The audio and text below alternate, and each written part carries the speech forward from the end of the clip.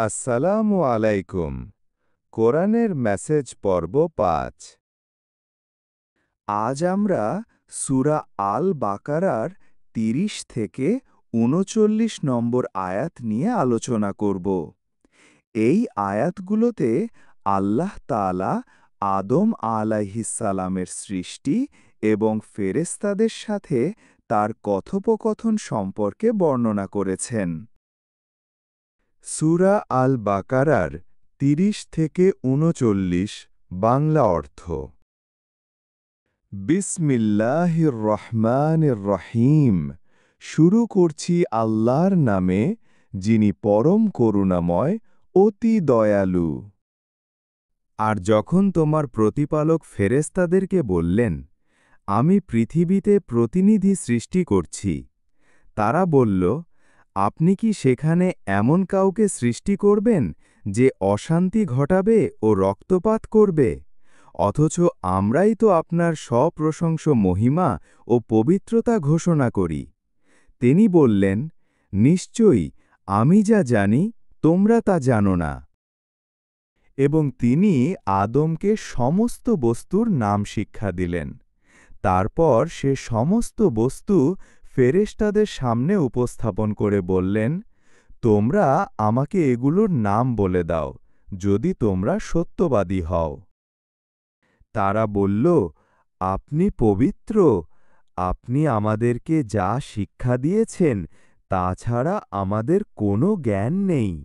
নিশ্চয়ই আপনি সর্বজ্ঞ, প্রজ্ঞাময়। তিনি বললেন, হে আদম, তাদেরকে এগুলোর নাম বলে দাও। যখন সে তাদেরকে নামগুলো বলে দিল, তখন তিনি বললেন, আমি কি তোমাদেরকে বলিনি যে আমি আসমান ও জমিনের অদৃশ্য বিষয় সম্পর্কে জানি, এবং তোমরা যা প্রকাশ করো ও যা গোপন করো তাও আমি জানি? এবং যখন আমি ফেরেশতাদেরকে বললাম, আদমকে সিজদা করো, তখন ইবলিস ছাড়া সবাই সিজদা করল। সে অমান্য করল ও অহংকার করল এবং কাফিরদের অন্তর্ভুক্ত হয়ে গেল। এবং আমি বললাম, হে আদম, তুমি ও তোমার স্ত্রী জান্নাতে বসবাস করো এবং তা থেকে যা ইচ্ছে স্বাচ্ছন্দ্যে আহার করো, কিন্তু এই গাছের কাছেও যেও না, তাহলে তোমরা জালিমদের অন্তর্ভুক্ত হয়ে যাবে। অতঃপর শয়তান তাদেরকে সেখান থেকে পদস্খলিত করল এবং তারা যেখানে ছিল সেখান থেকে তাদেরকে বের করে দিল।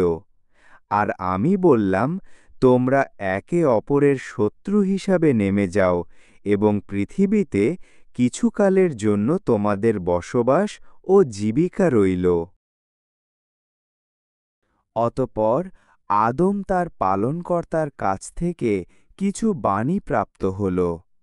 এরপর আল্লাহ তার তওবা কবুল করলেন। নিশ্চয়ই তিনি তওবা কবুলকারী, পরম দয়ালু। আমি বললাম, তোমরা সবাই এখান থেকে নেমে যাও। অতঃপর যখন আমার পক্ষ থেকে তোমাদের কাছে কোনো হেদায়াত পৌঁছাবে, তখন যারা আমার হেদায়াত অনুসরণ করবে তাদের কোনো ভয় নেই এবং তারা চিন্তিতও হবে না। আর যারা কুফরি করবে এবং আমার আয়াতসমূহকে অস্বীকার করবে, তারাই হবে জাহান্নামের অধিবাসী, তারা সেখানে চিরকাল থাকবে। আয়াতের সারাংশ। এই আয়াতগুলোতে মানবজাতির পিতা আদম আলাইহিসসালামের সৃষ্টির ঘটনা এবং পৃথিবীতে মানুষের আগমনের প্রেক্ষাপট বর্ণনা করা হয়েছে। আল্লাহ তাআলা যখন ফেরেশতাদেরকে পৃথিবীতে তার প্রতিনিধি খলিফা পাঠানোর কথা জানালেন, তখন ফেরেশতারা আশঙ্কা প্রকাশ করল যে মানুষ পৃথিবীতে অশান্তি ও রক্তপাত ঘটাবে। কিন্তু আল্লাহ তাদের জানিয়ে দিলেন যে তিনি যা জানেন তারা তা জানে না। আল্লাহ তাআলা আদম আলাইহিসসালামকে বিশেষ জ্ঞান দান করে ফেরেশতাদের উপর তার শ্রেষ্ঠত্ব প্রমাণ করলেন। তিনি আদমকে সকল বস্তুর নাম শিক্ষা দিলেন, যা ফেরেশতারা জানত না। এর মাধ্যমে প্রমাণিত হয় যে মানুষের মর্যাদা জ্ঞানের উপর নির্ভরশীল। আল্লাহ সকল ফেরেশতাকে আদমকে সিজদা করার নির্দেশ দিলে ইবলিস অহংকারবশত তা অমান্য করে এবং কাফিরদের অন্তর্ভুক্ত হয়ে যায়। এরপর আদম ও হাওয়া আকে জান্নাতে বসবাসের অনুমতি দেওয়া হয়, কিন্তু একটি নির্দিষ্ট গাছের কাছে যেতে নিষেধ করা হয়। শয়তানের প্ররোচনায় তারা সেই নিষেধাজ্ঞা অমান্য করে এবং ফলস্বরূপ তাদেরকে জান্নাত থেকে পৃথিবীতে পাঠিয়ে দেওয়া হয়। তবে আল্লাহ মানুষকে পথহারা অবস্থায় ছেড়ে দেননি। তিনি আদম আলাইহিসসালামকে তওবা করার বাণী শিক্ষা দেন এবং তার তওবা কবুল করেন। এর মাধ্যমে আল্লাহ তার অসীম দয়া ও ক্ষমার গুণের প্রকাশ ঘটান। সবশেষে আল্লাহ মানবজাতিকে পৃথিবীতে পাঠিয়ে তাদের জন্য হিদায়াত বা সঠিক পথের দিশা পাঠানোর প্রতিশ্রুতি দেন।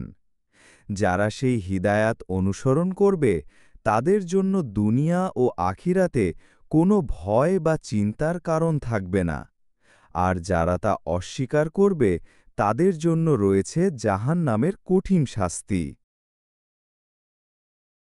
প্রিয় দর্শক, এই আয়াতগুলো থেকে আমরা শিখতে পারি যে আল্লাহর জ্ঞান সীমাহীন, অহংকার মানুষকে ধ্বংসের দিকে নিয়ে যায় এবং শয়তান মানুষের প্রকাশ্য শত্রু। আজকের এই পর্বটি এখানেই শেষ করছি। আপনারা যদি এই ধরনের আরও ভিডিও দেখতে চান তাহলে অনুগ্রহ করে আমাদের চ্যানেলটি সাবস্ক্রাইব করুন এবং বেল আইকনে ক্লিক করুন। আল্লাহ হাফেজ।